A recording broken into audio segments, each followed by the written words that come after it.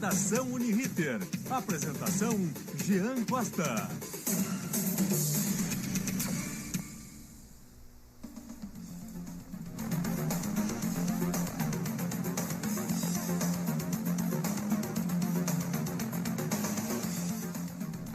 Olá, muito boa noite. 8h02 marca o sinal do microfone aqui do Redação Uniriter. Seja muito bem-vindo, seja muito bem-vindo a mais um programa especial aqui organizado pela RD Uniriter e a equipe que projeta o Redação. Eu sou Jean Costa e esse é o Redação Uniriter. Ao meu lado você segue pela próxima 1h15, 20, talvez 30 minutos, atualizando as principais informações aqui do estado, do país e do mundo. Dia 18 de novembro de 2019, de uma temperatura agradável aqui na região do Passo das Pedras, na capital dos gaúchos. Já deixo aqui o meu primeiro boa noite de cara para a dona Inajara Pumes, sempre nossa fiel fã e também a progenitora do nosso ganhador de um prêmio muito importante aqui no estado. A gente está com 2 ganhadores no estúdio hoje, por sinal, mas o Luca de um prêmio mais importante ainda que a gente sempre destaca. Nesse momento, aqui na capital dos gaúchos, 22 graus e 3 décimos é a temperatura. A gente começa o Redação Uniriter atualizando as principais informações de mobilidade urbana aqui na capital. Vamos começar falando de trânsito. Trânsito. Quais informações de mobilidade urbana pela capital dos gaúchos? Matheus Miller, boa noite. Boa noite, Jean. A semana pós-feriado vem com muitas pessoas retomando o ritmo rotineiro e por conta disso acontecerão alguns acidentes, como é o caso da colisão entre 2 carros na rua Gaspar Martins com a Avenida Farrapos. O acidente bloqueou a rua Gaspar Martins e deixou a Avenida Farrapos com uma pista bloqueada, o que está causando uma lentidão no trecho que vai até o centro.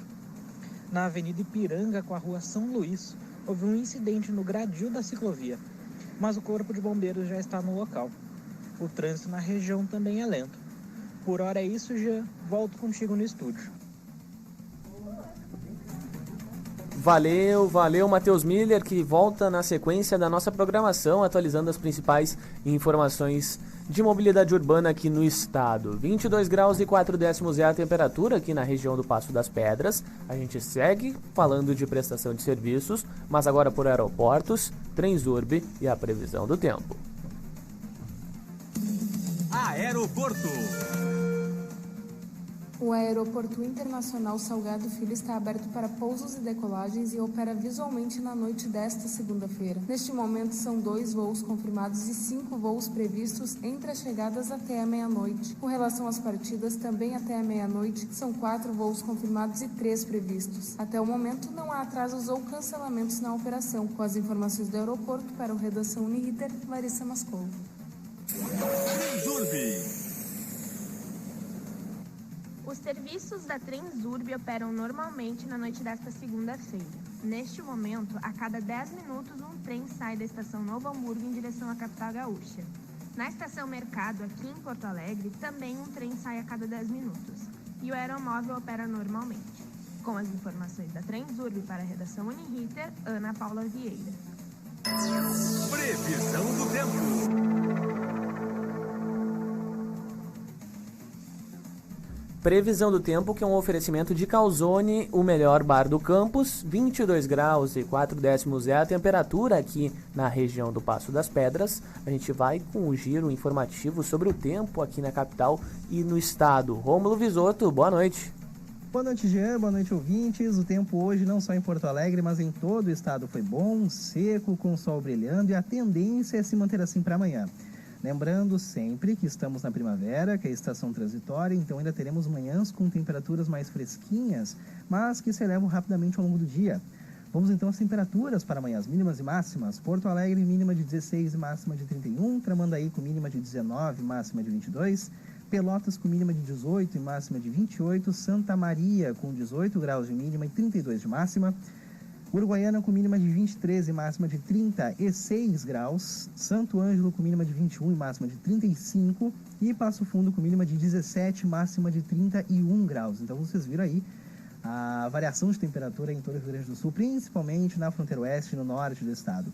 Daqui a pouquinho tem a previsão para a semana e eu já adianto que o tempo continua bom, mas o destaque vai para sexta-feira porque tem chuva em alguns pontos isolados do estado e também tem calor. Então não perde, daqui a pouquinho. Para o Redação Uniriter, direto da Central de Meteorologia, Rômulo Visoto. Valeu, Rômulo Visoto, que volta na sequência da nossa programação aqui dentro do Redação Uniriter. Neste momento, são 8 horas e 7 minutos.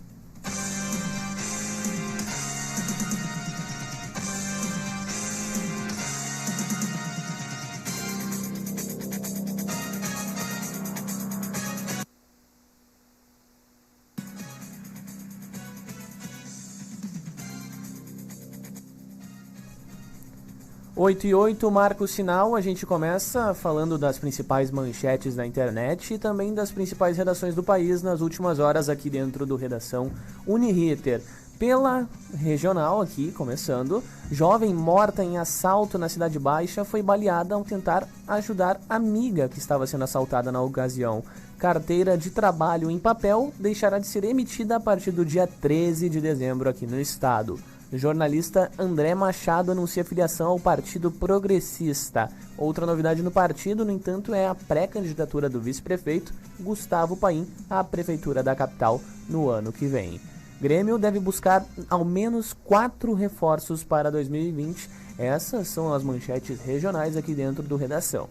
Nas manchetes nacionais, Supremo Tribunal Federal abre inquérito para apurar se Eduardo Cunha comprou votos em eleição para a presidência da Câmara em 2015. Governo Central deve fechar 2019 com déficit abaixo de 80 bilhões, diz ministro da Economia Paulo Guedes. Desmatamento da Amazônia sobe 29,5% no ano e chega perto de 10 mil quilômetros quadrados, diz INPE. Em entrevista, Glória Maria, jornalista, diz que tumor no cérebro iria matá-la a qualquer momento e cita, entre aspas, milagre, fecha aspas. Indo às manchetes internacionais, dólar bate R$ 4,20 curiosamente às 4 horas e 20 minutos da tarde e atinge novo recorde. É realmente sério, gente. O dólar atingiu 4,20, situação cada vez mais preocupante. E fica um lado cômico aí justamente pela questão do horário qual o dólar bateu tal recorde.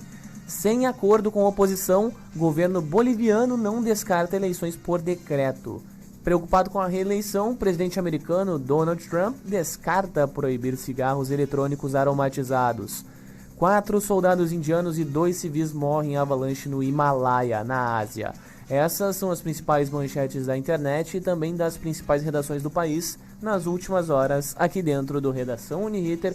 Eu, Jean Costa, sigo com você e a equipe de reportagem atualizando as principais informações aqui do estado ao longo da nossa programação. Neste momento são 8 horas e 10 minutos.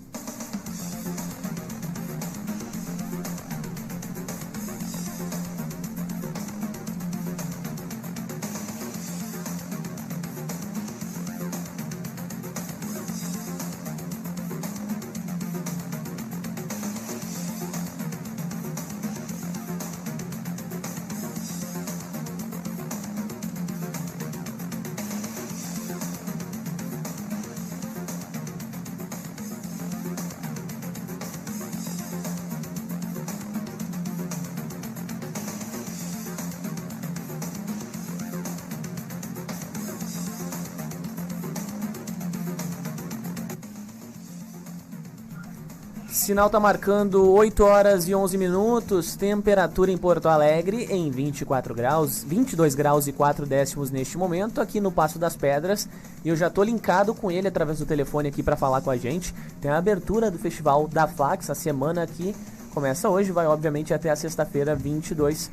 Linkado o nosso repórter de polícia, que hoje é o repórter especial William Cardoso, vai trazer os mais destaques da programação que está ocorrendo por lá na Zona Sul neste momento. Boa noite, William, tudo bem?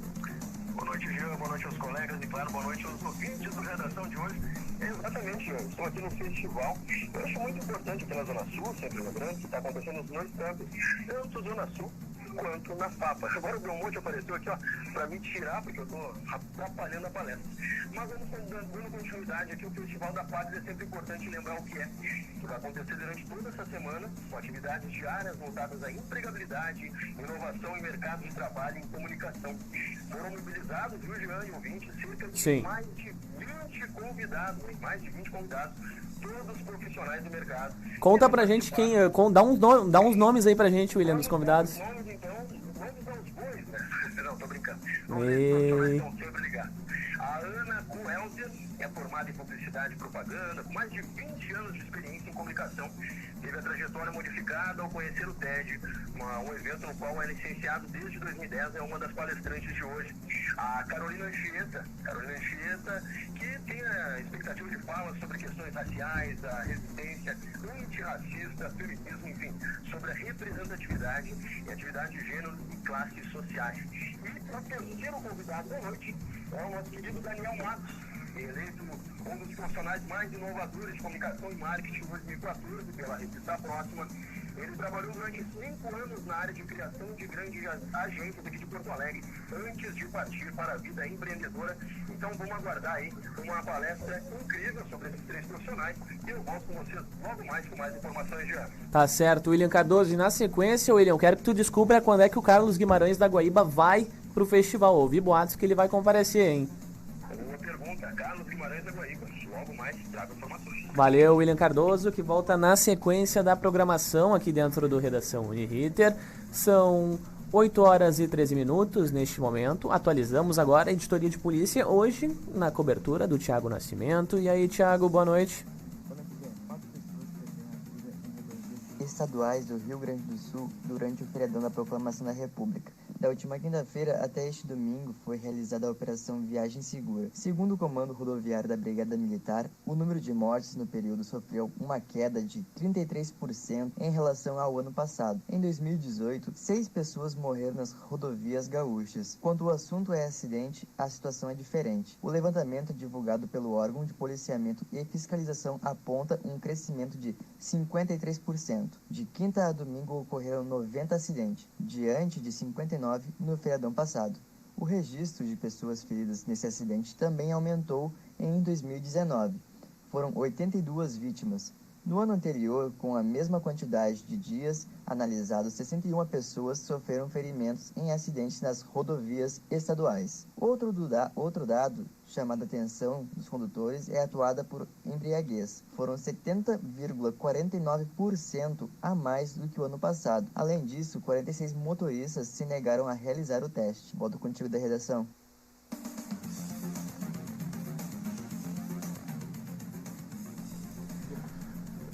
8 horas e 15 minutos, temperatura aqui na região do Passo das Pedras em 22 graus e 4 décimos. Seguimos com as principais informações aqui dentro da Redação Uniriter, que vai falar de política aqui dentro da programação neste instante. Política com Juan Romero.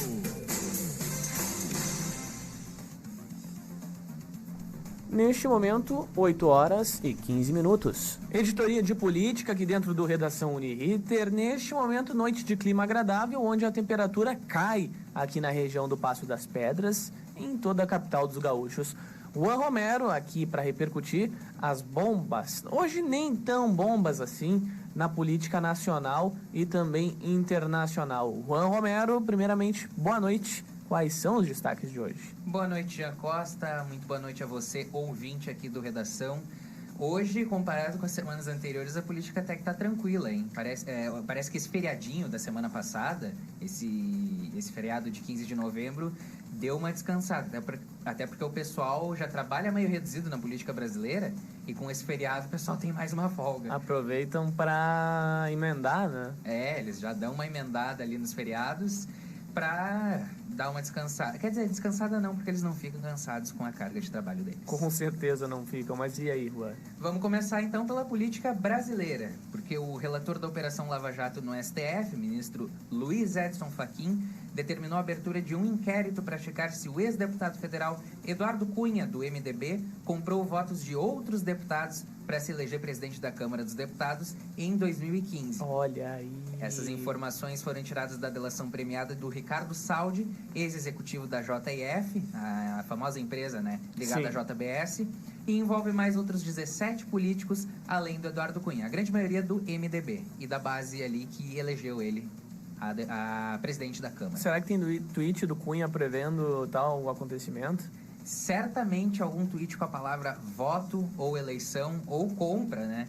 Sempre tem um tweet que consegue descrever o atual momento político brasileiro. Ah, e o Cunha é brincadeira. Bah, olha, não... Brincadeira. Quando a gente acha que vai ter alguma coisa menos grave, o Cunha vai lá e agora possível compra de votos.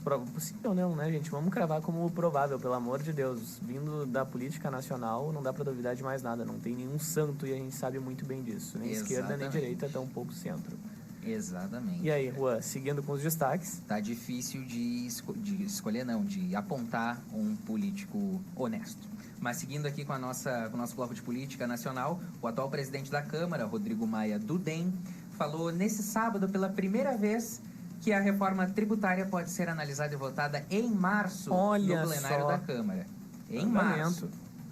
Ele estava em Nova York, né, e falou isso numa conversa com jornalistas.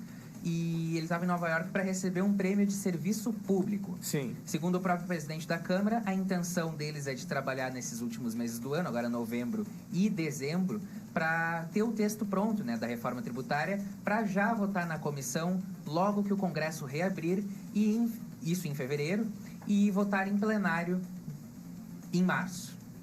Já para dar seguimento aí a essa reforma tributária. A trabalhista já foi feita, a da Previdência já está sendo encaminhada e agora falta a reforma tributária nesse tripé, né, de reformas propostas pelos deputados da nossa Câmara. Tudo indica que parece ter um desfecho agora, né? Exatamente. É bem provável que essa reforma tributária seja aprovada, né, por grande maioria, porque a grande maioria do trabalho dos deputados, né, justamente as promessas dos deputados nessas últimas campanhas estão sendo voltadas para esses tipos de reforma. Sim. E aí, Juan, para o leigo que está nos acompanhando agora, para a pessoa que não tem o conhecimento, a reforma tributária, ela é favorável ou não? Eis a questão. É muito difícil de analisar por cima possíveis pontos da reforma tributária. Mas algumas promessas são a de simplificação de alguns impostos, a união de outros impostos, que podem até ajudar na arrecadação, né, da União. Pode até aliviar algumas situações das contas públicas. Mas outros projetos também têm sido meio desfavoráveis. Analisar por cima, assim, é meio temerário de fazer essa análise meio cedo. Uma análise superficial, dá para se dizer assim, infelizmente, né? Com tanto de informações a respeito de tal situação. Mas seguindo com as informações, nacional ou internacional agora? Agora vamos dar uma pulada para uma informação que é ao mesmo tempo nacional e internacional, porque envolve alguns países do exterior. Olha só, conta pra gente qual é a bomba. É mais ou menos uma bomba, porque na semana passada foi a época de reunião do BRICS em Brasília. Para quem não sabe, né, você ouvinte, o bloco da BRICS é formado pelos países emergentes na nossa economia mundial. Brasil, Rússia, China, Índia e África do Sul. África do Sul, em inglês, South Africa, letra S significa esse país. Sim. Nessa quinta foi o dia de encerramento da cúpula do grupo e foi quando os líderes desses países assinaram uma declaração com alguns tópicos falando sobre o futuro econômico e futuro político do cenário internacional.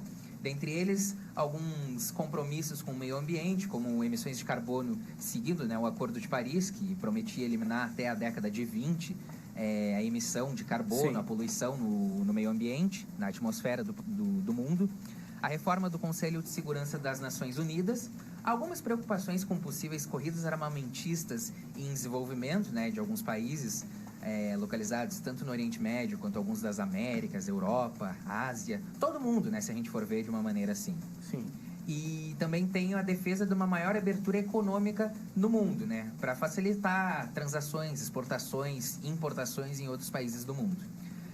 Também chama bastante atenção um ponto destacado nessa carta, que foi o combate à corrupção. Mas o que mais chamou a atenção, mais ainda do que a presença dessa pauta, né, da tentativa de eliminar a corrupção em alguns países, foi a ausência de citações a essas recentes crises políticas que a gente vive aqui na América Latina. Venezuela, Chile, Bolívia, que é essa questão de uma fragilidade da democracia envolvendo os presidentes dessas nações. Não foi citado em nenhum momento dessa reunião dos BRICS. Inclusive, tem uma curiosidade, né, envolvendo redes sociais. Sim. Na questão do BRICS, porque foi postado no perfil oficial do bloco uma foto de uma reunião de 2016 na qual estavam presentes os ex-presidentes Michel Temer, aqui do Brasil, só. e o Jacob Zuma, da África do Sul. Jacob Zuma envolvido em várias questões de corrupção, né? O presidente Temer também. Ele chegando a ser preso recentemente, né? Exatamente. Curioso que a gente teve em pouco tempo, né, Rua, parando para pensar, 2 presidentes do Brasil presos. Que situação. É um momento jamais antes visto na história da nossa democracia recente aqui do Brasil, né? Desde a fundação da nova república. Inclusive, desses outros presidentes que ainda estão no poder são o Putin, Vladimir Putin da Rússia. Eterno, né? Lá na Rússia é curioso o sistema, né? O Putin entra, o Putin fica os respectivos anos, sai, entra um primeiro-ministro de um governo dele, fica os respectivos anos, volta o Putin, entra outro ministro, volta Putin. É surreal, cara, como é que funciona. E o pessoal vota, né? Parece que lá a oposição... Vota, entre aspas, porque a gente não sabe se tem alguma coisa por trás dos panos. Não dá nem pra saber como é que é a oposição lá, né? Exatamente. A gente pode dizer que é um reinado do Vladimir Putin ali na Rússia. Seja por baixo dos panos ou acima dos panos, né? Exatamente. A democracia está aí para isso, o voto popular está aí para isso. Resta, né, a quem tem que fiscalizar para dizer se é válido ou não o mandato. Exatamente. Na China, né, tem o presidente Xi Jinping, primeiro-ministro, né, Xi Jinping, e na Índia tem Narendra Modi, que ainda está no poder também. E há um bom tempo, né? Há um bom tempo. Ali na Índia, China, esses países mais localizados ao Oriente, tem lideranças que estão perdurando há bastante tempo no poder. Seguindo para finalizar os destaques, Juan. Vamos voltar aqui para o Rio Grande do Sul, porque hoje à tarde, na Assembleia Legislativa, o empresário Luciano Hang, fiel apoiador do presidente Jair Bolsonaro, fiel e polêmico, né, apoiador do presidente Jair Bolsonaro, ele foi homenageado com a maior honraria do Parlamento Gaúcho, que é a medalha do Mérito Farroupilha. Que vergonha. Quem que não gostaria de ganhar essa medalha? Eu não gostaria, vou ser bem sincero, eu sou bem diferente. Eu acho que o que me preocuparia mais com uma medalha de época escolar do que uma medalha de Mérito Farroupilha, sei lá das quantas. Não deixa de ser um reconhecimento por parte do Estado, né? Só que o problema é quem cede essas homenagens. E quem cede? Muitas das vezes é motivado pela ideologia política. Exatamente. Nesse caso, né, a homenagem ao Luciano Hang foi proposta pelo deputado estadual Sérgio Turra, do Partido Progressistas. Não foi o mesmo que promoveu para o Eduardo Bolsonaro, se eu não me engano? Se não me falha a memória, acho que não, né? A minha memória também tá meio falha, mas é do mesmo partido. Gente do céu. E segundo o deputado, né, ele motiva que essa homenagem para o Luciano Hang, que para quem não sabe, ele é o proprietário, ele é o dono das lojas Havan, que tem uma presença imensa em várias partes do Brasil. Popularmente conhecido como Velho da Havan. Exatamente. Conhecido, né, por aqueles trajes em alusão às cores do Brasil.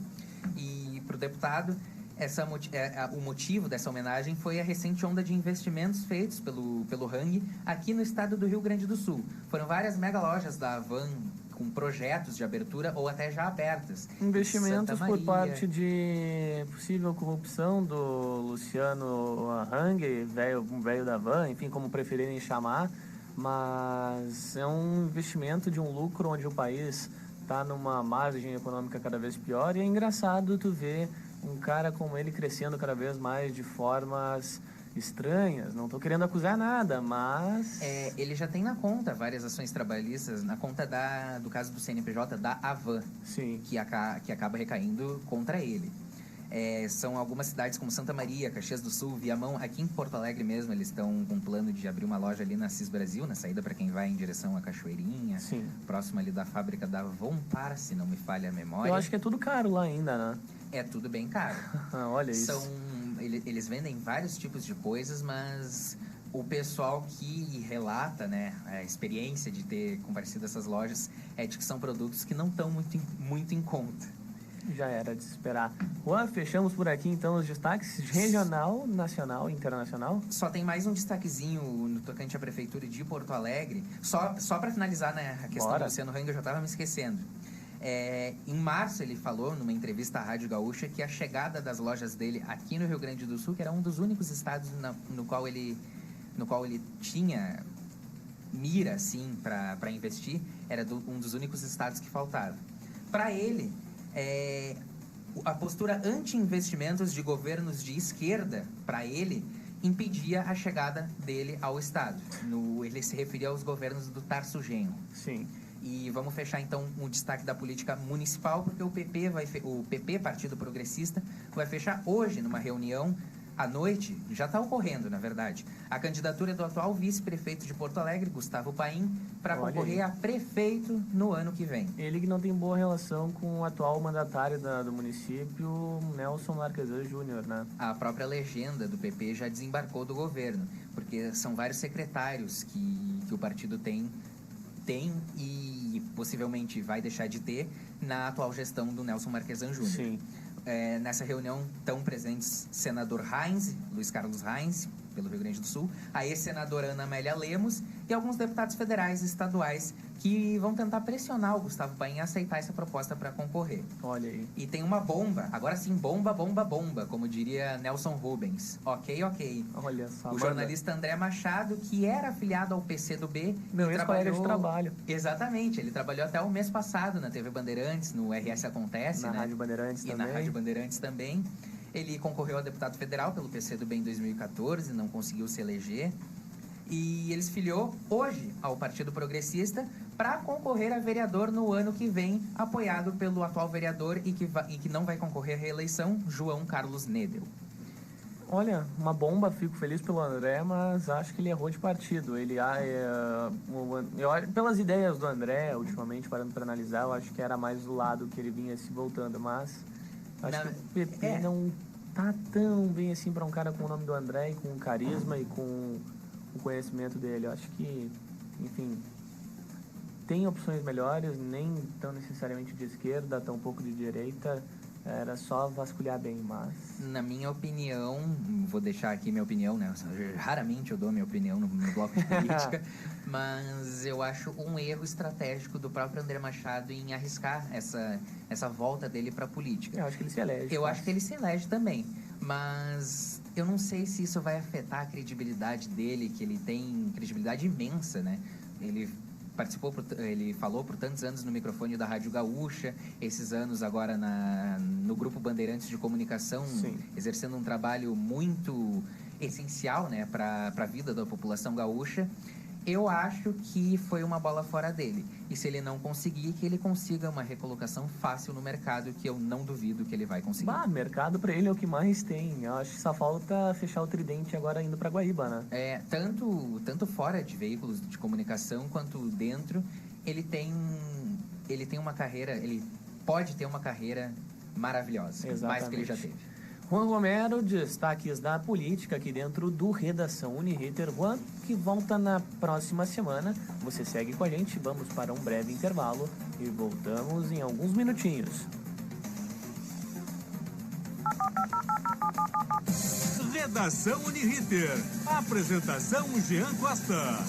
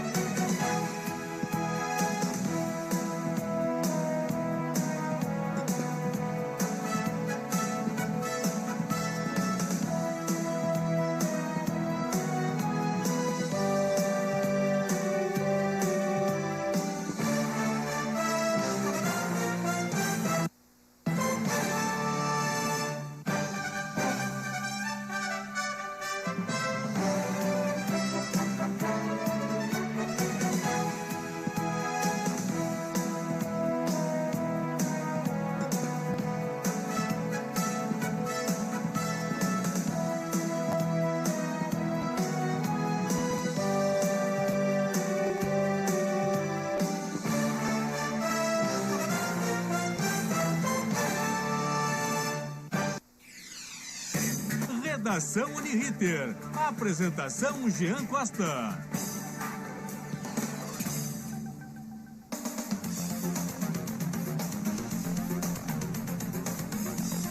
Muito bem, estamos de volta aqui no Redação Uniriter, 8 horas e 32 minutos desta segunda-feira, 18 de novembro de 2019.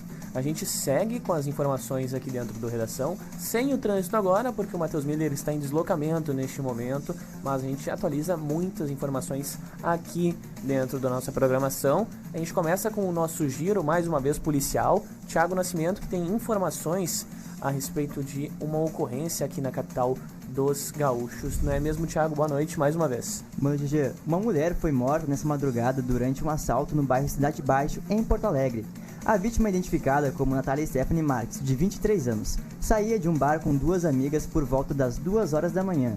Um carro modelo Classic da cor prata, com pelo menos 2 homens, parou ao lado das mulheres na esquina da Rua República com a Rua Lima e Silva, pedindo o celular das duas pedestres. Ao tentarem fugir, um dos criminosos atirou na cabeça da vítima. A policial investiga ainda mais detalhes do caso de apresentação ao assalto. Este é o primeiro caso de latrocínio no bairro desde março, quando um jovem de 28 anos foi atingido por 2 tiros no tórax. Tá certo, Thiago Nascimento. Que horror, gente. Que horror essa situação. Mais um acontecimento trágico na Cidade Baixa. Dessa vez uma menina veio a óbito. Uma jovem, né, Gê? Uma guria nova, infelizmente, veio a óbito por tentar ajudar uma amiga que estava sendo assaltada. Para ver só que situação lamentável. E recentemente a gente teve uma entrevistada nossa aqui dentro do Redação. Foi vítima de um assalto, acabou sendo esfaqueada na perna, e o outro colega dela de profissão, Rafael Gomes, acabou sendo esfaqueado na região da barriga e ficou em pior situação do que a Renata de Medeiros, né? Então, gente, fica aqui o apelo, tomem cuidado ao saírem nas ruas, tá cada vez mais perigoso, e as pessoas aqui dentro da capital não só na capital, na verdade, não tem auxílio nenhum, ou seja, a gente está tudo largado. Falta de segurança pública, né, Gê? Exatamente. Nessas regiões que acontecem bastante mais movimentos, em questão de festa, né, Cidade Baixa, acho que tinha que ter pelo menos algum guarda, algum segurança ali pra ficar no local, pelo menos só pra monitorar de vez em quando. Concordo, né? E não, eu acho que isso vale para pro ano inteiro, né? Não só em ocasiões de festas. Sim. Tem às vezes situações em que eles vão lá só pra fazer um auê com pessoas que estão curtindo na rua, vão lá, descem a porrada, e aí tu para e pensa, pô, qual é, sabe? Primeiro lugar segurança, depois tu vê quem é que tá fazendo baderna, e aí acaba agindo da forma como achar melhor. Mas no mais é isso. Thiago Nascimento, que volta na sequência com notícia um tanto boa, né, Thiago? Já pode dar um spoiler, não diz o que é, mas se é boa ou não, a gente vai saber mais adiante, é isso mesmo? Exatamente, é uma notícia boa, né, que o governo pagou R$700, né, então eu não vou dar muito spoiler. Não vai dizer com relação ao que, né? Não vou dizer com relação ao que, senão o pessoal já vai perde fogo da graça. Mandar só boa noite aqui rapidamente pro Otto William Gonçalves do Prado, nosso carismático ouvinte e telespectador, tá sempre na nossa audiência aqui. Ele que é o namorado da nossa repórter esportiva aqui dentro da programação, a Lilian Mendes, que é justamente com ela que a gente vai atualizar a programação aqui na sequência. São 8 horas e 35 minutos, vamos atualizar a programação esportiva.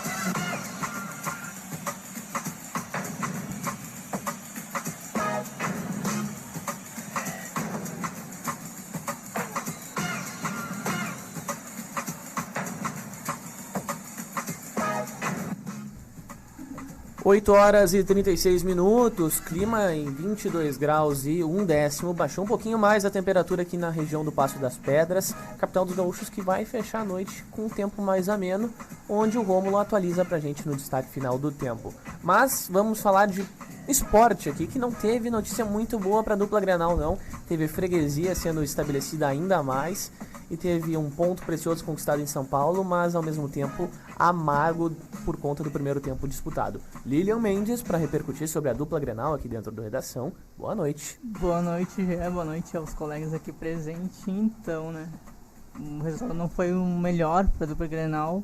O Inter empatou com o Corinthians, continua empatado em pontos, mas o Inter jogou melhor. Eu acho que o Inter merecia a vitória lá em São Paulo, mas infelizmente não ocorreu. E o Grêmio, infelizmente, perdeu pro Flamengo de novo, né? 10-2 no agregado já, né? Nossa produtora aqui não gostou, né? Mas, Nem eu.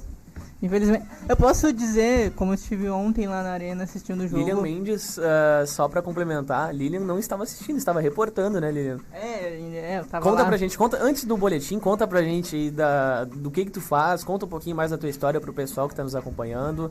E aí a gente segue com o boletim, porque a Lilian, ela tá com um projeto muito bacana e ela vai contar pra gente agora aqui.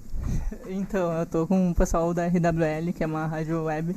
Mandar até um abraço pro pessoal lá, o Júnior, o Eduardo Taborda, o Dagoberto e também o David Rodrigues, que ontem estiveram lá na arena, cobrindo o jogo do Grêmio e Flamengo.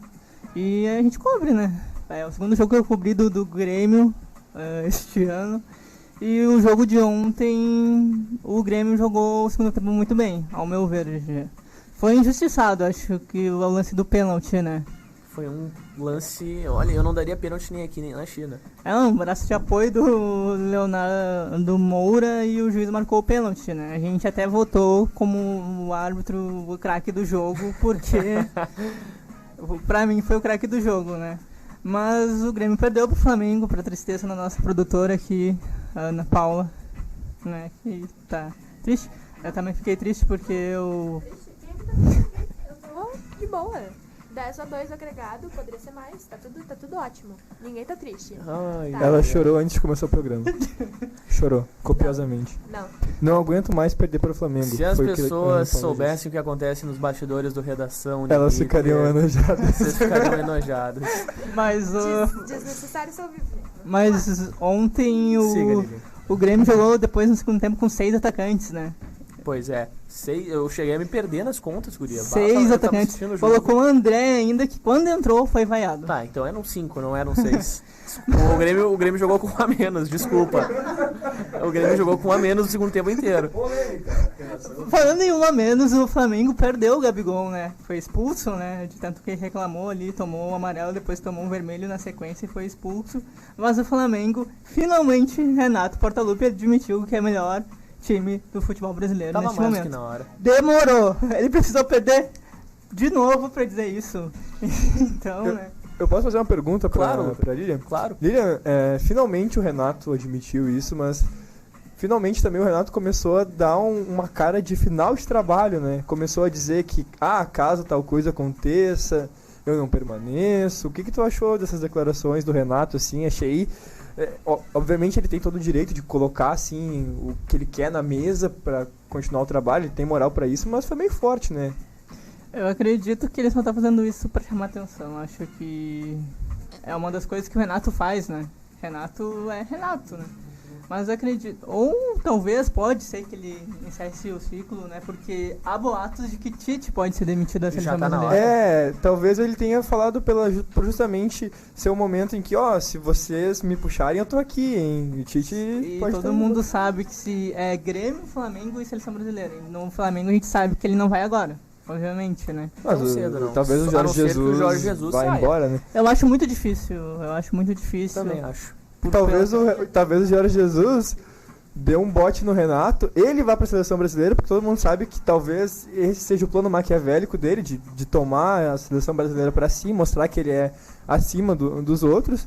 E aí o Renato vai ter que se contentar com o segundo posto no Brasil, que é ser técnico do Flamengo. Jesus que de santo não tem nada, pelo que a gente tá vendo, né? Que eu vou dizer? Trocadilho porco. Horrível, né? Mas, Lilian, teve um outro lance que me chamou a atenção, que foi o Gabigol fazendo o gesto do número de partidas que ele disputou na Europa, né? Após ser expulso. Então, né? Há polêmicas ontem com o Gabigol, né? Quando ele foi expulso, ele fez a alusão do 5-0. Sim. E a torcida vaiou muito. Eu estava lá, então eu vi como a torcida vaiou xingamentos, que não vou citar aqui, né? Mas não vale a pena citar. Não vale a pena. Ele é um bom jogador, né? Mas não pra nível europeu, me desculpem. Gosto muito do futebol dele, mas pra lá... Ele é um ótimo jogador, pra jogar aqui ele realmente tem qualidade. Mas ontem o Grêmio perdeu, mas ele continua em quarto com 54 pontos. Agora tem 2 jogos importantes, né? Sim. E tem um depois com o São Paulo, que também está disputando a vaga na Libertadores. Mas agora o Grêmio vai para a próxima partida, né? E a derrota não foi tão ruim assim, porque o Santos perdeu. E contra o Inter realmente poderia ter saído com a vitória, mas acho que, não sei se o meu amigo aqui, o meu colega Luca Pumes, concorda que um ponto tá de bom tamanho. Duas situações. Primeiro, o pessoal diz, mas se o artilheiro do Brasileirão não for suficiente pra Europa, quem vai ser? Gente, recentemente o William Potker foi artilheiro do Brasileirão. Pra vocês o verem, Ceifador foi artilheiro do Brasileirão. Já tivemos artilheiros maravilhosos, tipo o Washington também. Então a gente não pode se basear nisso. Mas o Jonas na Europa a gente não pode falar nada. Ele foi super bem, né? Foi super bem. Portugal Europa, ele é um mercado ele é abaixo, considerado mas um ainda deus lá, né? Sim, lá no Benfica. E ele foi bem no Valência também. Menos do que no Benfica, mas aqui. Só seguindo o que a Aline perguntou, acho que como torcedor fiquei bastante feliz com esse 1 pontinho, mas analisando a partida, o Internacional apresentou um quadro de melhora muito, muito superior no primeiro tempo, né? Do que ele vinha apresentando de uma partida para outra. Era sempre uma melhora, assim, pouca coisa de um jogo para o outro. Aí às vezes decaía, dessa vez foi bastante, assim, a evolução foi grandiosa. Fiquei bastante feliz com o que eu vi do Inter, pena que não se converteu em gols. Mas 1 pontinho tá de bom tamanho. Já tô conformado que a pré-Libertadores é realidade. Queria uma vaga direta, mas pelo jeito não vai acontecer. Olha, eu tô pra dizer pra vocês que eu acho que o Inter vai no balaio do G7 ali, entre os classificados pro diretamente. Não tem como, cara. Eu acho que o Atlético Paranaense já passou o Inter, né? Mas ainda tem o São Paulo e o Grêmio. O Inter vai terminar o campeonato na frente do São Paulo. E o Marco Júnior aqui, o nosso chefe da Central Técnica, aponta que pode ter o G8, né? Sim, mas é que essas pessoas, esses aí, que estão ali nas últimas posições, pegam pré-Libertadores, né? É importante lembrar que a pré-Libertadores esse ano tirou o São Paulo pro Tajeres, né? E o Tajeres que perdeu pro Palestino depois. Pra vocês terem a noção do que acontece na pré-Libertadores. O Internacional já teve na pré-Libertadores, acho que contra o Once Caldas. Foram momentos pavorosos da minha juventude. Mas a gente passou, inclusive, e fiquei bastante feliz. Mas olha, pelo amor de Deus, cara. Horrível. É difícil uma pré-Libertadores e hoje são 2 jogos. Lembro do Grêmio também, quando enfrentou o Liverpool do Uruguai, com o Renato, do nosso amigo César Cidade Dias, que está nos ouvindo, mandou uma mensagem agora há pouco no WhatsApp. Ele que foi o responsável por trazer Vinícius Pacheco, Lins e Diego Clementino ao Grêmio. Valeu, César, abração. Mas tentou o Ronaldinho, né? Ele tentou o Ronaldinho Gaúcho, gente. Então, olha, por pouco ele não trouxe, se não fosse o Miguelaço do próprio atleta. Foi ele que preparou as caixas de som também? Foi ele mesmo. Mas o Lilian Siga. O Inter vai ter, como eu falei, 2 jogos em casa contra o Fortaleza. No domingo, dia 24, Sim. às 7 da noite, e depois contra o Goiás, né? Então, é óbvio, ou eu acredito, na verdade, que o Inter consiga 6 pontos, né? Pela qualidade que tem contra esses 2 times e por jogar em casa, né? Então, tem tudo pra fazer esses 6 pontos. E eu acho que ele jogou melhor do que o Corinthians, né? Também acho. O Corinthians tá péssima campanha, tá tendo, né? Uma má fase. E vamos ver o que vai acontecer. Já o Grêmio tem tudo pra conseguir a vaga direta, né? Espero que consiga. Ambos, na verdade. Até me surpreendeu a recuperação do Grêmio, né? Achei que o Grêmio ia ficar abalado por um tempo por causa daquele resultado ontem contra o Flamengo. Eu vou até te dizer que, na verdade, a gente apostou no Diego Alves, o goleiro do Flamengo, como craque do jogo, porque ele fez várias defesas mesmo. Só que eu senti falta do Everton ontem. O Everton, ele só teve um lance de brilhantismo, né? Ele ficou amarrado, né? O Jorge Jesus, como anulou ele e o Matheus Henrique. O Matheus não jogou ontem, mas... Foi o Rodinei que marcou ele? Perdão, Luca? Foi o Rodinei que marcou ele, eu acho, não? Incrível que pareça. Atuações pra ver como o Jorge Jesus tem feito pessoas jogar bola. Como o Jesus tem feito milagre mesmo, né? Botar um perna de pau que nem o Rodinei. Não vai conseguir parar de fazer trocadilho com Jesus. Não consigo. Mas o Grêmio tem 2 jogos fora de casa, diferente do Inter, né? Um é contra o Palmeiras, que se não vencer o Grêmio, o Flamengo pode ser campeão tanto da Libertadores como do Campeonato Brasileiro, mesmo sem jogar, porque antecipou, né? Olha aí. E depois enfrenta o Atlético Paranaense lá em Curitiba, às 9h30. chance de vingança pela Copa do Brasil, né? Vamos ver o que acontece, né? Mas o Grêmio tá com 54 pontos e eu acho que vai ser difícil ele perder a vaga ali, porque depois tem o São Paulo, e aí é na Arena, e aí na Arena é outra história, né? Tirando contra o Flamengo. Pois Que ontem é. eu acho que foi injustiçado. Ontem aquele pênalti lá foi injusto, porque se ele interpretou como lance interpretativo, deveria ter marcado depois pro Grêmio. Então eu acho que ali ele errou mesmo em marcar, né? E nem utilizou o VAR, né? Pior, A princípio. isso. E o Jeromel se atirando e interpretando o lance no campo foi genial também. Foi muito bom É aquilo. porque o cara, como disse o Marco antes no bastidor, o cara foi lá com um braço de apoio, então teria Pois que é. arrancar o braço fora. Teria que tirar Lamentável. o braço do Léo Moura. Então não faz sentido isso. Lilian Mendes fechando agora o esporte de Internacional, mais uma vez. Então, o Inter ficou com 50 pontos e tá na frente do Corinthians. A gente espera que o Inter consiga a vitória nos próximos jogos, né? Que tem tudo para conseguir. Amém. E só para constatar, o Guerreiro, que tinha voltado do amistoso, mal dormiu, foi pro jogo, né? Ficou no banco de reserva, mas infelizmente a defesa do Corinthians não... E aí ele aproveitou pra tirar um soninho durante a partida e pôde repousar um pouquinho. Assistindo de torcedor de luxo, né? Assistindo de dentro do campo a partida. É basicamente esse comentário que eu tinha pra fazer. Vocês acham que o Guerreiro fica pra 2020? Eu acho que tudo depende. Depende do técnico, depende da direção. Bom, o Cudê já tá confirmado. Considerando o Cudê uma realidade... Já tá confirmado. Não. O Cuesta entregou na coletiva. A gente, cada dia o cenário muda, mas eu acredito sim que ele vem, então, sei lá, cara, Internacional hoje é uma confusão, é um circo, eu nem sei por que eu ainda torço pro Internacional, eu acho que eu gosto de fazer mal pra mim mesmo, eu sofro, eu devo ser muito masoquista. E não sofremos todos. Absurdo. É que tu não sofre de amor, tu sofre pelo futebol, né? Eu sou... Quem disse que eu não sofro de amor? A gente sofre por tudo aí, né? Sofremos todos. Sofro sim, hein? Não, aliás, eu queria mandar um beijo pro meu querido, que sempre nos assiste, então um beijo pra ele. Mandando um beijo pro salve de palmas! Eu queria mandar um beijo pra minha mãe, que sempre nos assiste. É isso. É só porque o teu querido tá no programa também, né, Ana? Eu quero mandar um beijo... Olha só... Eu quero mandar um beijo pra dona Inajara Pumes, que tá sempre na nossa audiência também. A dona mãe. A famosa dona mãe, quem chama nos bastidores aqui. É a mãe da redação, né? A mãe do um beijo pra todo mundo. A dona Sandra vai ficar com ciúme, gente. Não, a redação. As mães da redação, então. Melhorou. Um beijo pra todo mundo, então, que nos assiste. Dona Um Sandra, beijo pra todo mundo. Pro Otto, lindíssimo. Pra Larissa, pra Madu, que estão nos assistindo agora também. Deixa eu ver pra quem mais aqui na live. Pra Tati Sampaio. E minha ex-professora, Cleci e Edo também. Minhas ex-professoras de ensino médio e fundamental. Olha só, cara. E a gente segue agora aqui com o esporte. Agradeço a Lilian Mendes. Na sequência a gente volta a falar de esporte com o convidado especial de hoje do Redação. Mas, neste momento, a gente vai atualizar outras informações aqui dentro da nossa programação.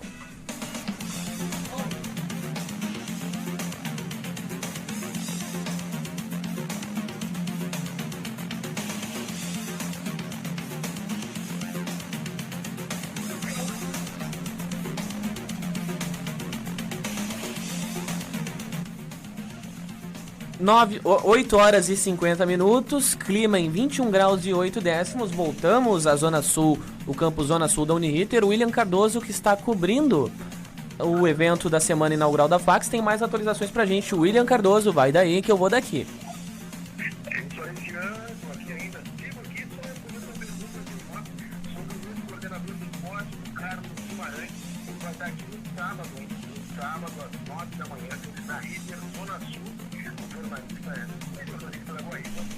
Ainda tá lá, William.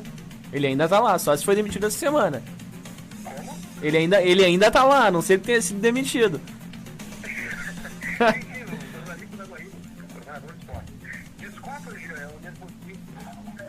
Tá do lado de gente importante aí, né, William, pelo jeito. Vamos falar os principais destaques aqui. A Ana Goelza, que fez a primeira entrada aqui, foi a que fez a Sim. entrada, ela explicou sobre suas vivências e experiências na TEDx Ativa Global. Sim. Realizado de conhecimento adquirido como publicitária e como e posteriormente palestrantes. Além de práticas, posteriormente palestrantes, né, e organização de eventos. O que eu posso falar do que eu achei? Eu achei que ela foi muito sentimental, ela chorou duas vezes ali durante a palestra e muito motivacional com os alunos, claro, com os estudantes. Ela, entre as frases de destaque dela estamos sempre olhando para os outros pela nossa perspectiva e não pela do outro. E outro destaque dela, as nossas falas sempre devem passar pelo coração, do olho no olho. Profundo. Esse espaço que o TEDx vai fazer proporciona. Ela foi a primeira palestrante e depois, logo após, entrou a Carolina Anchieta.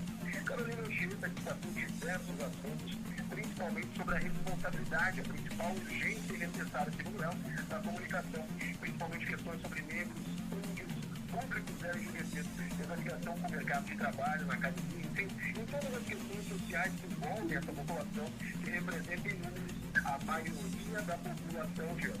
Logo, ela apresentou um vídeo, uma música, na verdade, a Eminência Parda, música que gostaria bastante que estivesse presente aqui, porque seria o ícone emitido que trouxe essa Eminência Parda, que é uma música incrível que a Carolina trouxe para nós. Até o momento são essas informações, ali cerca de 200 estudantes presentes, e até o momento são essas informações. Se tiver mais uma entrada, eu posso dar detalhes, então ainda falta o Daniel Marcos participar de ano. Tá certo, William Cardoso, que volta aqui na sequência da nossa programação com mais informações. Mas, William, eu já paro para te perguntar uma última questão. O que tu tá achando do evento aí por enquanto, desse dia inaugural do festival que vai durar aí pelo menos ao longo da semana? Eu vou falar a mesma frase que a Carolina usou. Está tendo representatividade, diversos públicos, classes, gêneros, e isso que é importante na comunicação. Tá certo, William Cardoso, que volta na sequência da programação aqui do Redação Uniriter para atualizar para você tudo o que acontece dentro do evento da semana inaugural, que vai aí até o próximo sábado, como está sendo previsto. O William disse aí então que vai fechar pela manhã com o Carlos Guimarães, coordenador de esportes da Rádio Guaíba. Olha, tem gente que vai mandar currículo para ele, hein? Não duvido nem um pouco. E o que de fato é muito importante, principalmente para quem está no meio acadêmico. São 8 horas e 54 minutos. O Redação Uniriter vai falar de cultura. Cultura com Luca Pumes.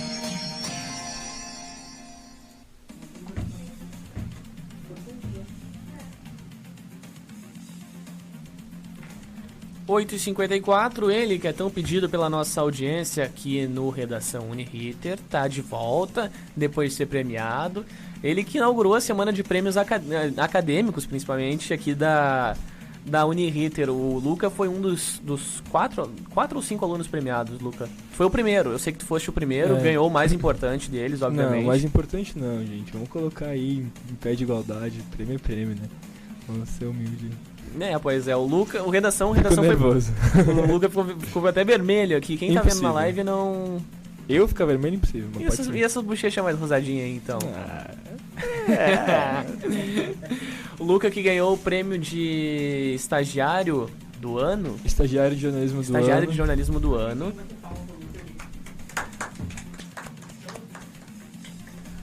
Estamos batendo palmas pro Luca aqui na redação. A Lilian sugeriu aqui do nosso lado, a Ana também, o Thiago estão aqui.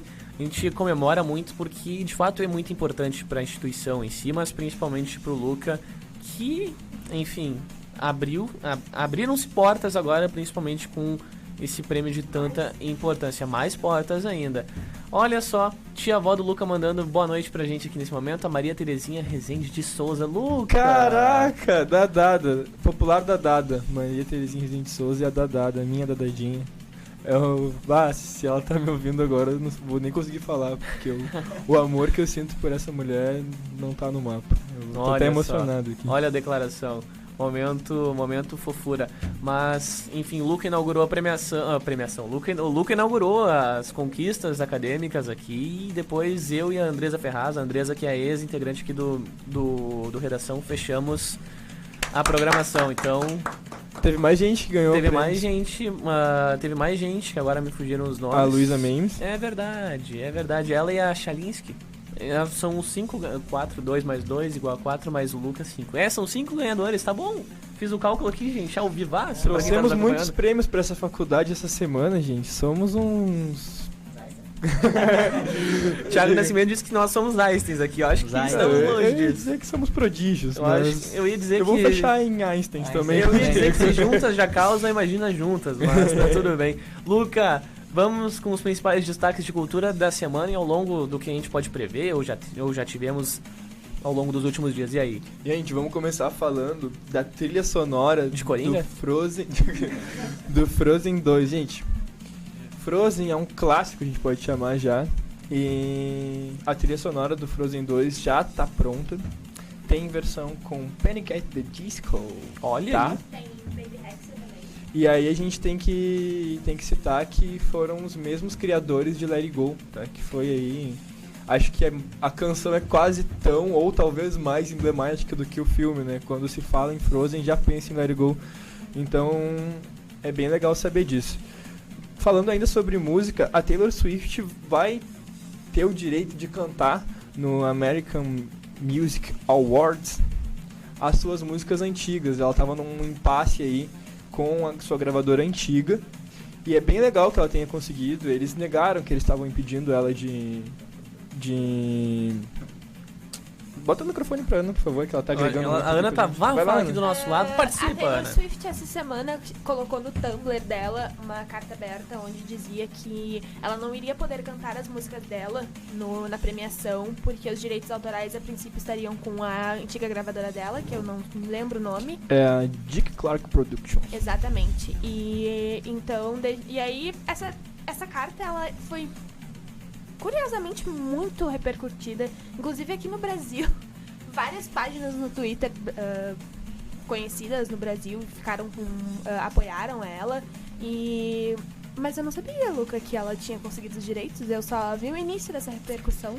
Eles negaram que eles estavam travando esses direitos, mas a gente sabe que existe uma grande briga no mercado musical entre artistas e produtores. Tem que saber desde o começo, né, com quem vai se juntar e ter muito cuidado na hora de, né, trocar de gravadora, se cercar dos seus direitos. Mas trazendo o ambiente da música para o Brasil, recentemente tivemos a parada do Skank, né? Como falamos aqui, infelizmente a gente teve que assistir esse capítulo lamentável da música brasileira aí, mas temos mais uma artista de relevância nacional dizendo que vai parar. Dessa vez a Maria Gadu falou numa entrevista numa televisão de Portugal que vai parar de cantar, que é a última turnê, vai parar de fazer música. Mas foi uma declaração bem confusa, porque ela disse que vai parar de fazer música e depois ela fala que vai começar a encontrar novos caminhos dentro da música. Ela quer se reconectar com as pessoas, que esse ambiente não faz tão bem pra ela mais, que não quer estar em um pedestal. Acho curioso, faz tempo que ela não tá nesse devido hype, né? Sim. Acho que, cara... Eu particularmente só conheço o Chimbalaê dela, de resto. Quando eu vejo o Sol Beijando o Mar, é isso? Exatamente. Então, ela fez músicas boas, releituras maravilhosas de algumas músicas, mas não sei se é pra tanto, assim. Talvez seja o jeito dela, a forma com que ela se veja. Mas, de forma geral, temos muitos artistas que passam por mais sufoco, assim, em questão de não poder parar e de estar realmente no pedestal, não conseguir realmente sair na rua e estão aí fazendo, mas cada um, né? Acho que a música é muito democrática e a gente tem que ser compreensivo com o momento de cada artista. Tem que permitir a abertura também, né? Pra entrada... Pra abertura cultural, digamos assim, pra... Como é que eu vou exemplificar? Agora eu me perdi na minha própria frase, gente, mas recapitulando.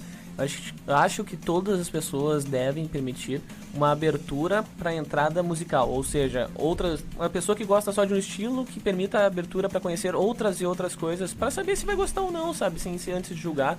Porque eu acho que a própria Maria Gadu passou por muito disso, sabe, com a pegação no pé por conta da própria Chimbalaê. É que quando um artista faz um hit muito forte, ele realmente fica marcado por aquele, tanto que o Los Hermanos eles ficavam muito bravos, né? Quando falavam que Ana Júlia era a música deles. E eu odeio Los Hermanos.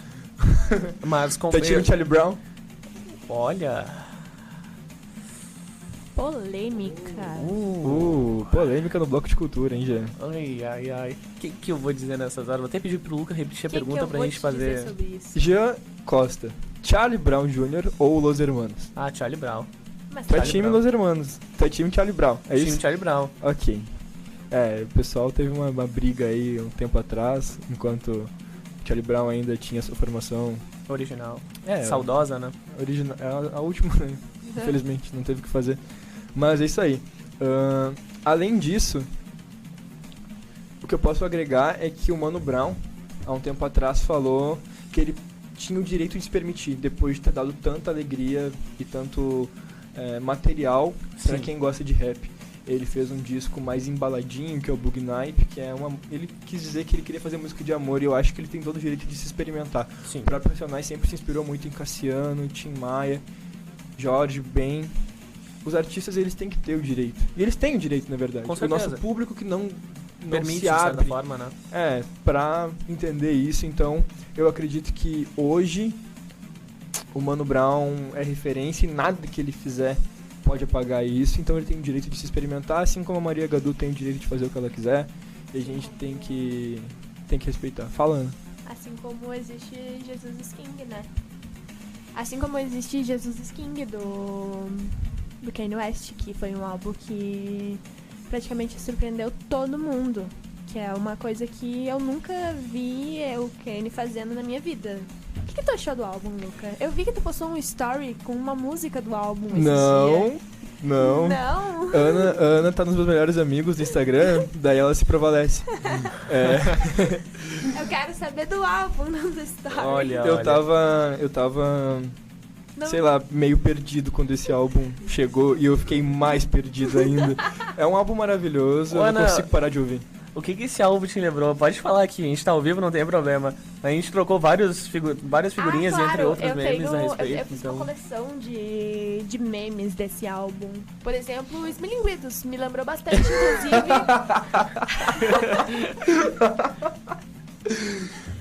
Deixa eu falar. Tem uma enquete. Uma enquete não, um quiz, digamos assim, em alguma página que me fugiu o nome agora, com comparações de falas. O que o Kanye diz e o que o Smilinguidos disse. É tipo o choque de cultura Bolsonaro, eu fiz né? o teste, eu só errei uma. Só errei uma naquele teste.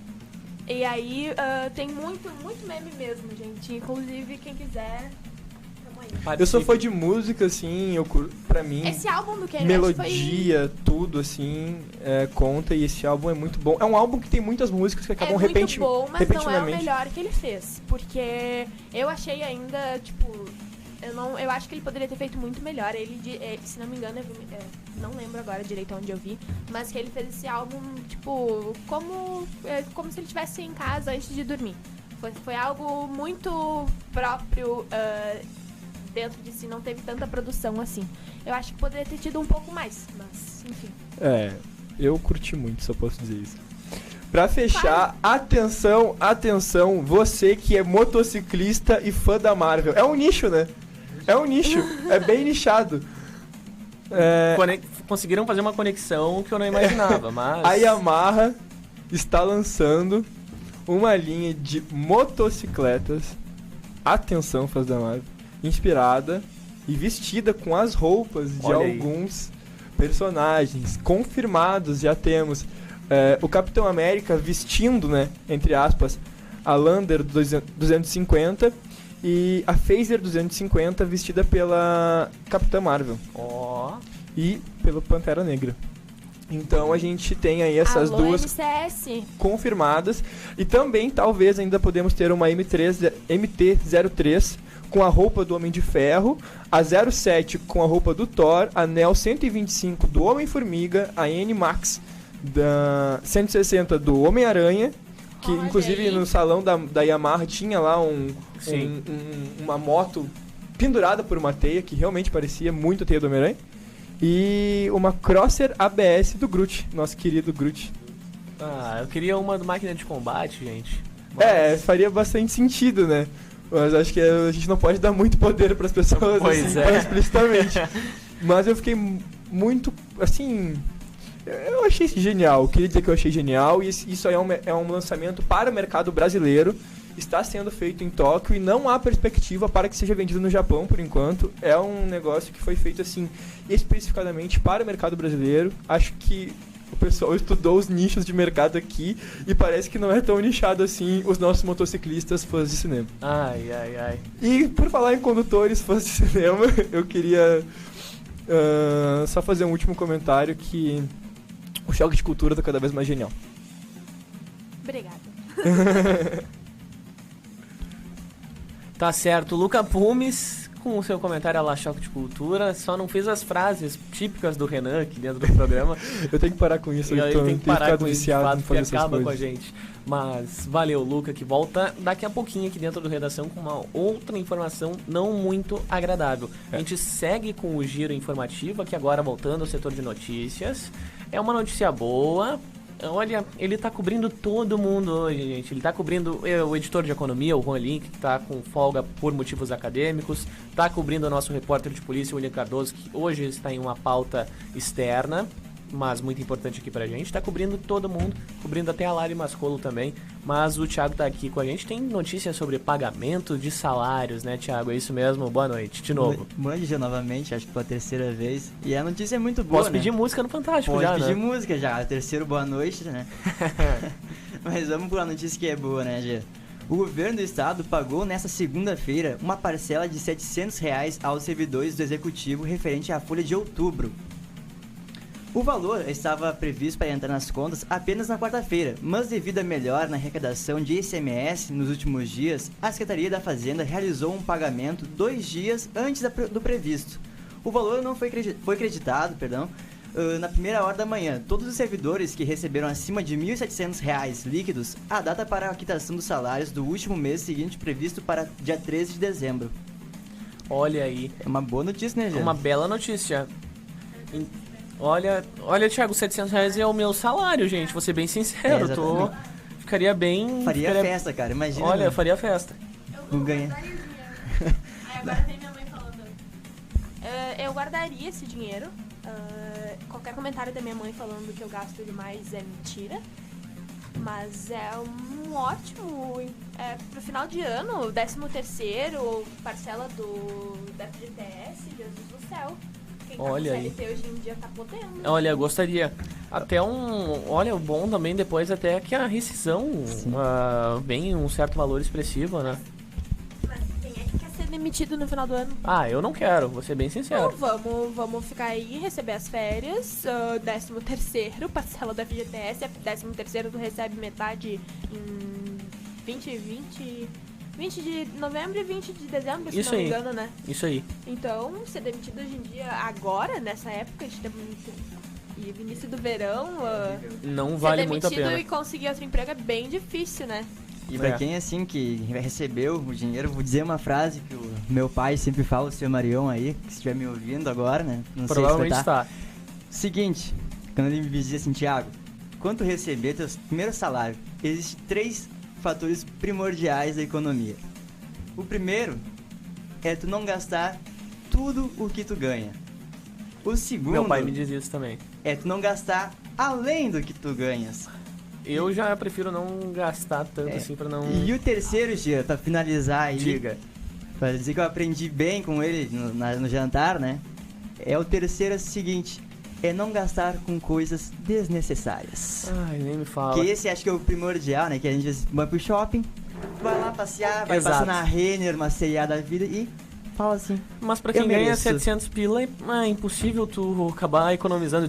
O meu pai que me desculpe, mas o meu pai sempre bate nessa tecla, né? Economiza 10% do salário, essas coisas do tipo, mas não dá, Às cara. vezes não dá pra economizar não nem dá. 10%, porque o jovem moderno brasileiro só quer saber de gastar e de festa. Exato. Inclusive, Eu nem vou pra festa, mas igual eu não consigo evitar de gastar. Mãe, não precisa falar essas coisas, sabe? Quem quiser, pergunta.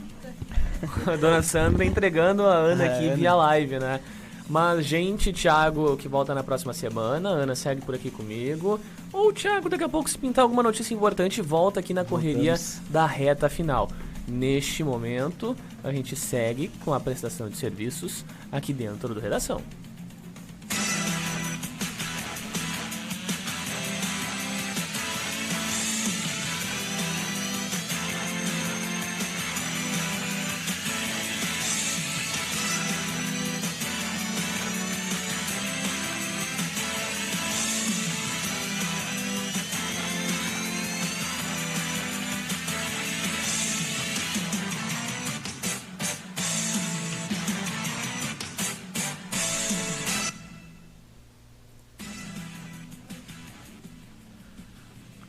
9 horas e 11 minutos, clima diminuindo aqui, temperatura diminuindo aqui na região do Passo das Pedras, 21 graus e 6 décimos neste momento. A gente agora tem o nosso convidado especial, para lá de especial, na verdade, aqui dentro do Redação, para conversar a respeito da modalidade vôlei aqui no estado, também no país e no mundo. Mas a gente vai falar com ele na sequência, já está conectado. Gustavo Endres, multicampeão pela Seleção Brasileira de Vôlei, atleta gaúcho, nascido em Passo Fundo, mas hoje residente em Canoas, está integrando a equipe da APAV, vai falar com a gente. Gustavo, eu estou muito feliz pela tua presença aqui no nosso estúdio via telefone. Muito obrigado pela participação e seja bem-vindo aqui dentro do Redação Uniriter. Prazer e orgulho estar aqui falando um pouquinho para vocês da minha história. Como é que é a situação ao lado do Bernardinho? Como é que é trabalhar com um cara tão fantástico como ele e que tem um desempenho fantástico, principalmente com os atletas, e um nome tão renomado e carismático pelo nosso país? Acho que ele foi o cara que mudou, né, o nosso jeito de jogar, o jeito do brasileiro ver o voleibol. Quando ele entrou em 2001, ele já mudou totalmente a filosofia de trabalho, dando muito mais ênfase ao comprometimento, né, ao trabalho em equipe e deixando de lado o individualismo.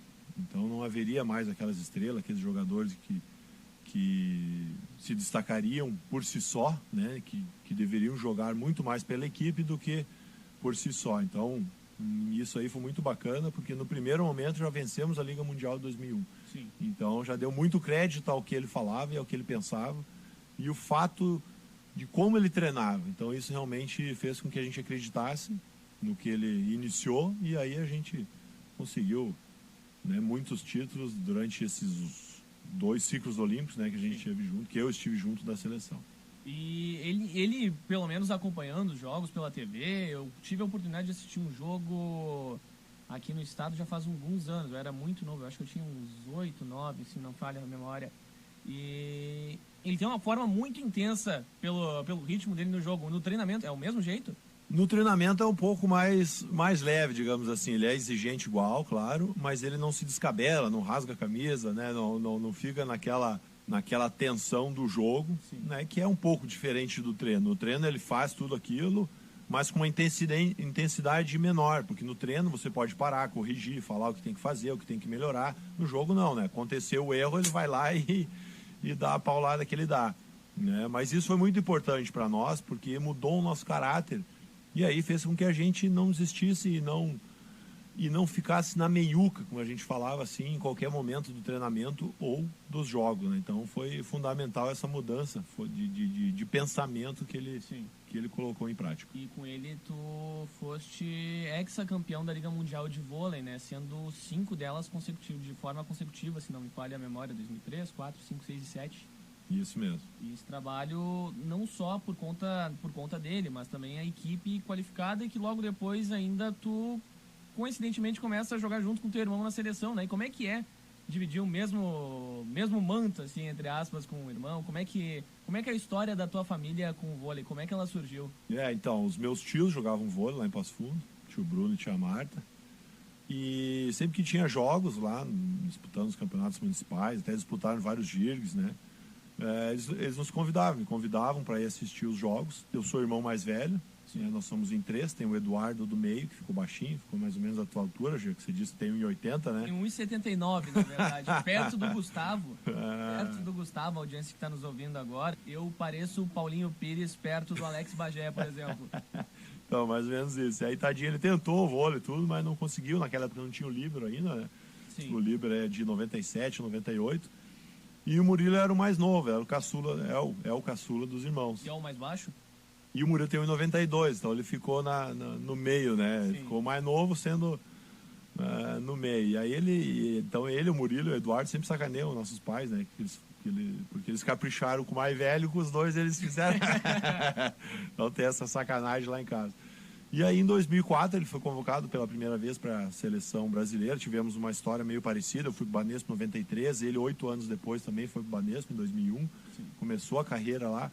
Foi campeão brasileiro de seleções pela seleção gaúcha. Eu nunca fui seleção gaúcha, né? Eu tenho essa mágoa aí, tive essa mágoa. Eu fui seleção paulista, né, pelo Banespa, mas nunca seleção gaúcha.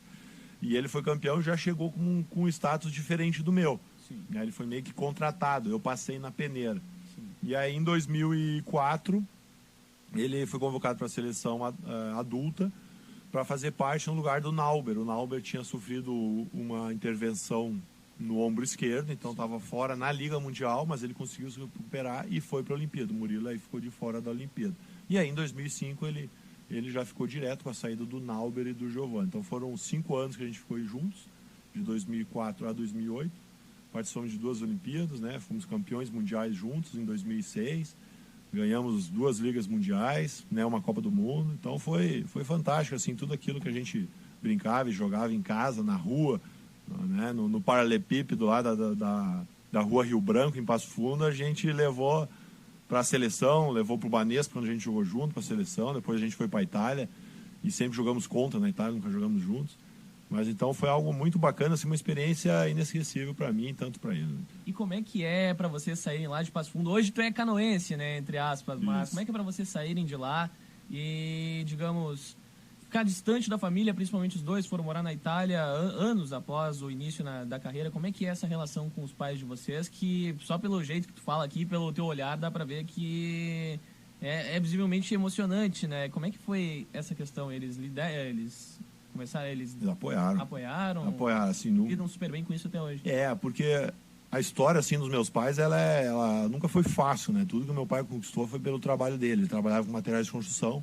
Então ele transportava areia, né, dos arredores de Passo Fundo para a cidade, né, tijolo também, então ia nas olarias e trazia o tijolo. E eu, como irmão mais velho, a partir do momento comecei a ajudá-lo nesse trabalho. Praticamente ele que construiu a nossa casa, nossa primeira casa lá em Passo Fundo, um terreno. Né? Então tudo foi fruto de muito esforço, de muita dedicação, de muito sacrifício dele. E da minha mãe, obviamente, né, porque a minha mãe, a partir do momento, tinha que cuidar de 4 homens dentro de casa, né, sozinha. Então, a história deles é muito bacana. Se juntaram, tiveram uma família, né, trabalharam para ter o que eles têm até hoje, né, tudo fruto de muito suor, de muita dedicação. Então, isso eu levei para minha carreira, levei para minha vida, passo isso para os meus filhos, vou passar para meus netos, né, porque é o jeito de a gente conseguir as coisas e dar valor a elas, né, só a partir disso. Então, no voleibol, isso acabou se tornando fácil. Né? Porque o voleibol, ele é assim, o esporte, ele é assim, a vida é assim, né? Quanto mais você se esforça, mais você dedica, mais você cuida do teu corpo, a tua performance tende a ser melhor, né? Se você vai para as baladas, se você não se cuida, né?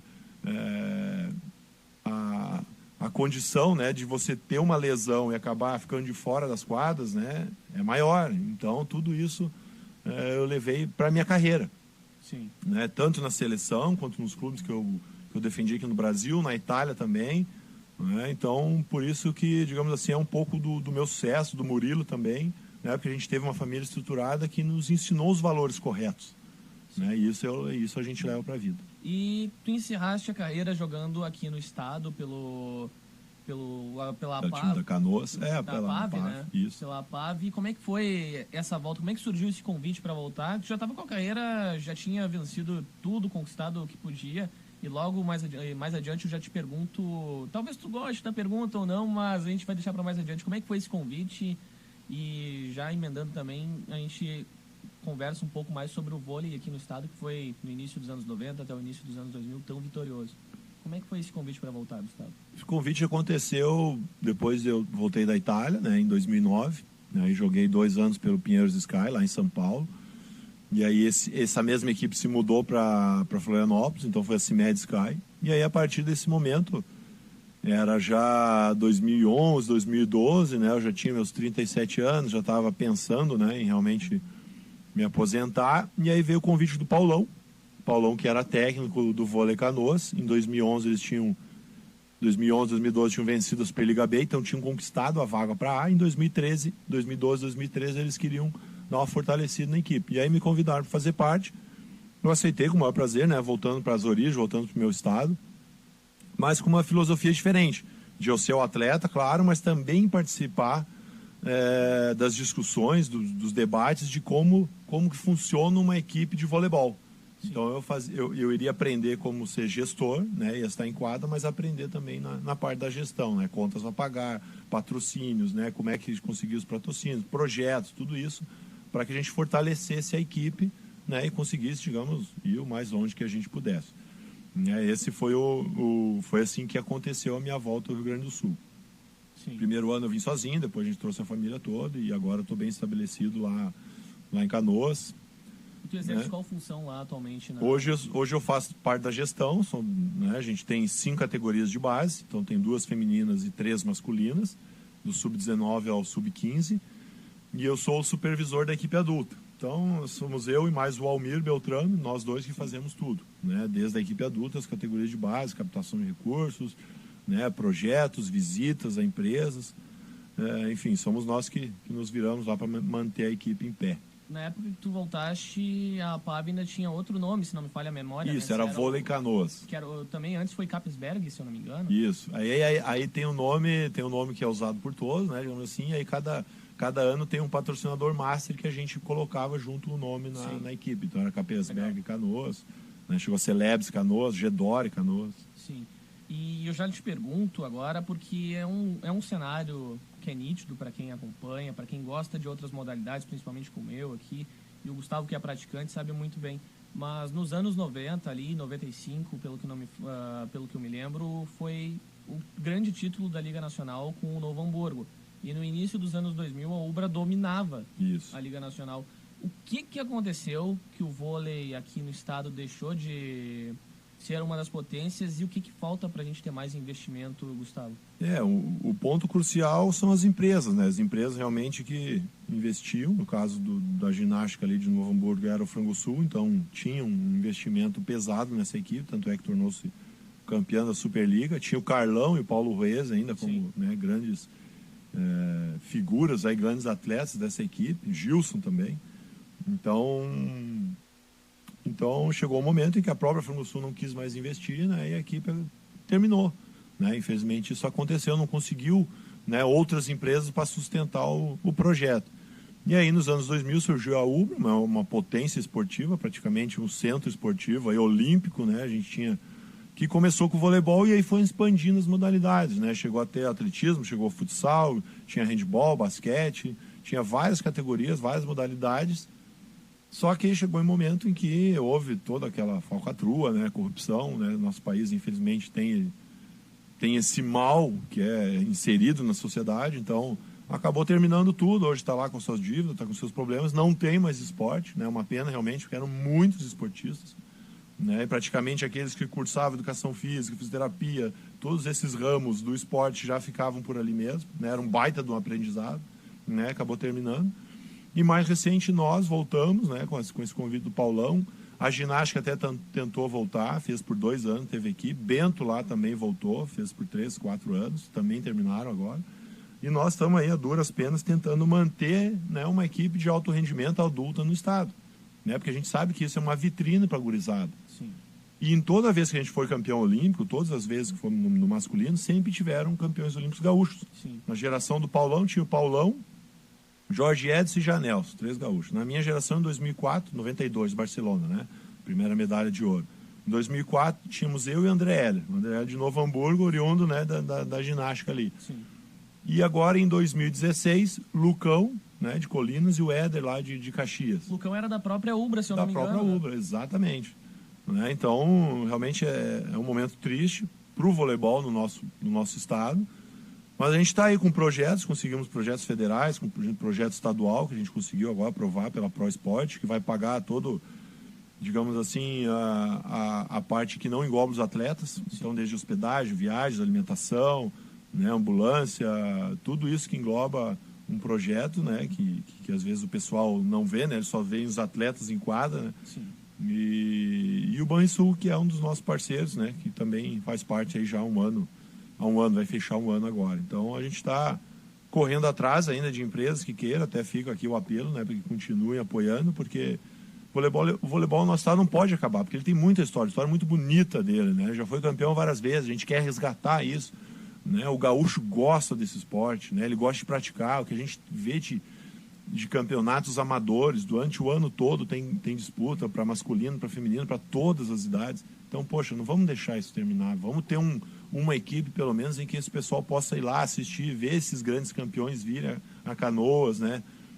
Pedir um autógrafo, tirar uma foto, né? Isso que a gente quer para continuar sempre fomentando essa bola de neve que é o voleibol. Sim, e até porque, de fato, é importante, né? A gente sempre brinca que o futebol é a religião do brasileiro, mas o Brasil mesmo é o país do vôlei por conta dessa brincadeira. E a gente acompanha as equipes de Minas, principalmente São Paulo e Rio, com grandes potências, principalmente em questão de investimento, que eu acredito que seja muito maior, mas ainda totalmente abaixo do futebol, né? E para a próxima temporada, a APAV disputa a Superliga B, né? A popular Série B, nos termos mais simples. E até o momento não tem esse patrocinador master. Mas vocês, nas competições anteriores, quando disputaram, inclusive, a Superliga principal, ainda tinham, né? Isso, até 17, 18, né? A gente ainda tinha a Lebs como patrocinador master. Né? Essa temporada, a Superliga B era sempre de janeiro a abril. Janeiro, abril, maio, né? A final foi dia 1º de maio, então, digamos, de janeiro a maio. A 2020 a gente já tem uma parceria aí com o Banrisul, então ele vai ser o master.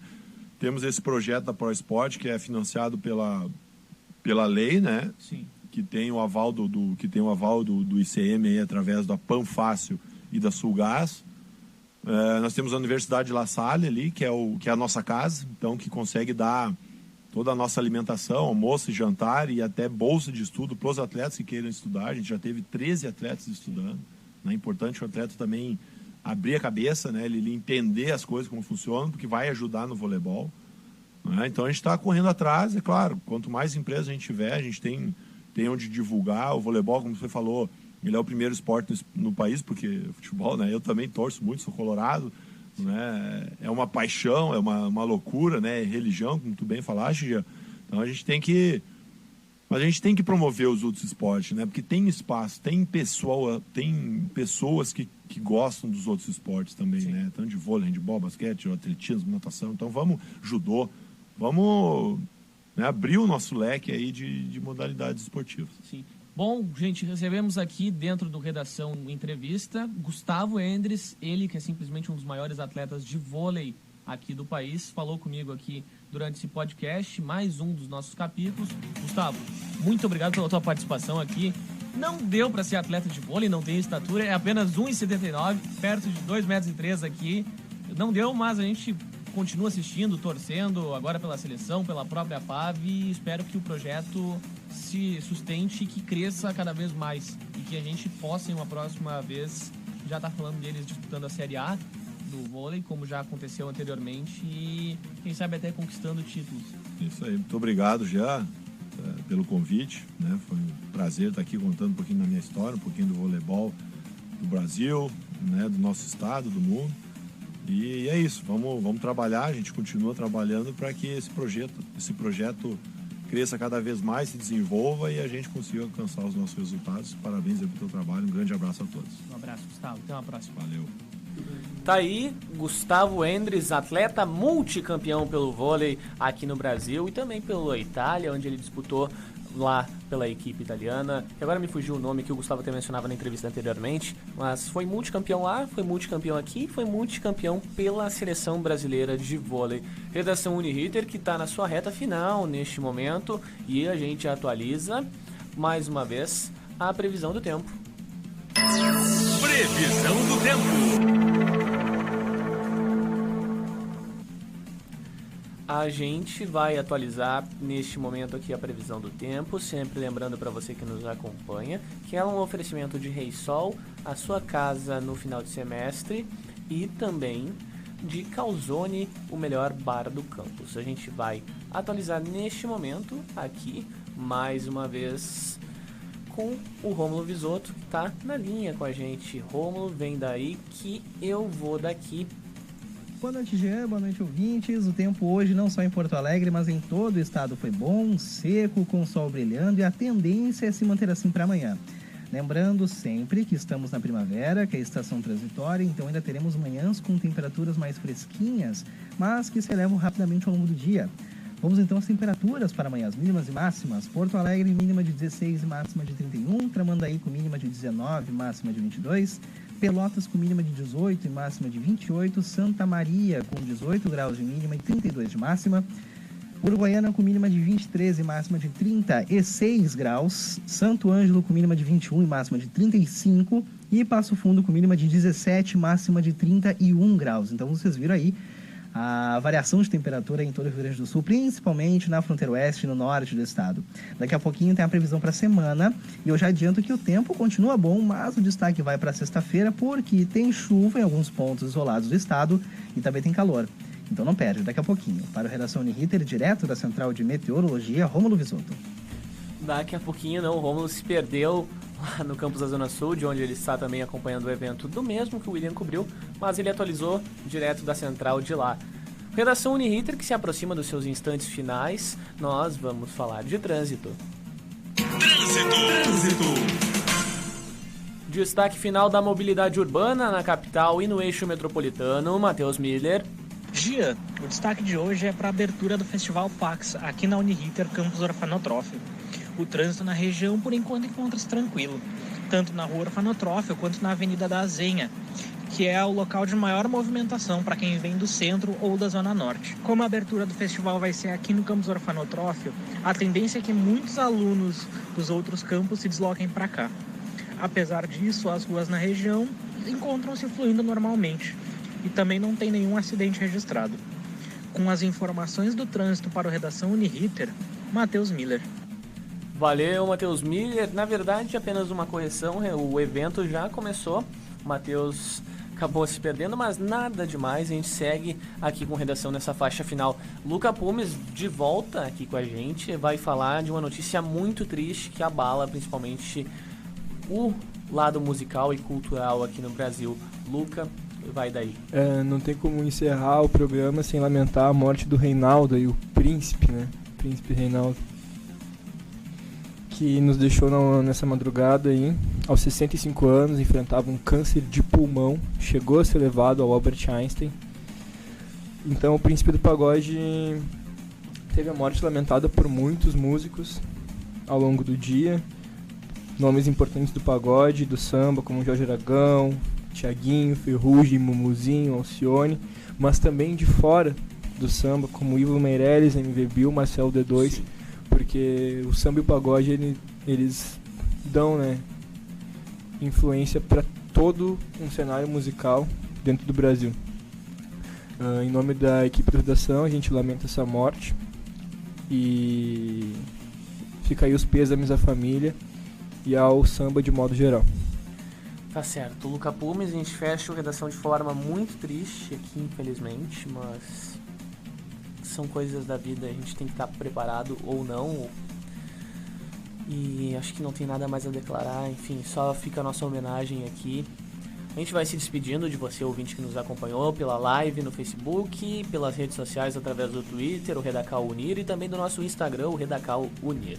Para quem quer nos acompanhar, siga nas nossas redes. Ainda essa semana a gente tem novidade ou não sobre o possível convidado do próximo programa. É o antepenúltimo, fiquem ligados, principalmente comigo aqui, possivelmente na ancoragem ou não.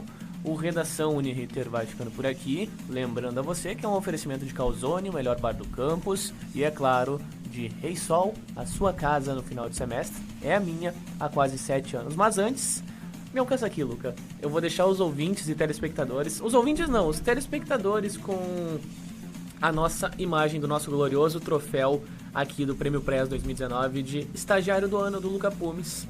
Você que está nos acompanhando agora vai ver esse belo troféu aqui. Tá nas minhas mãos, subi um pouquinho, o Marco Júnior, o chefe da Central Técnica, me pediu. Vamos subir um pouquinho mais? Vamos subir um pouquinho mais. Tá ele aqui, condecorado do Rapumes. Ele que deixou a nossa equipe um tanto mais contente. Põe contente nisso. Inclusive, apesar da notícia triste do príncipe, a gente vai pro bar comemorar o prêmio do Luca de maneira um tanto atrasada, mas tá aqui para você que nos acompanha o troféu. O Redação vai ficando por aqui. Fiquem ligados nas nossas redes sociais. Em breve, anúncios do nosso antepenúltimo entrevistado aqui na programação. Tchau, tchau, ouvinte. Até a próxima.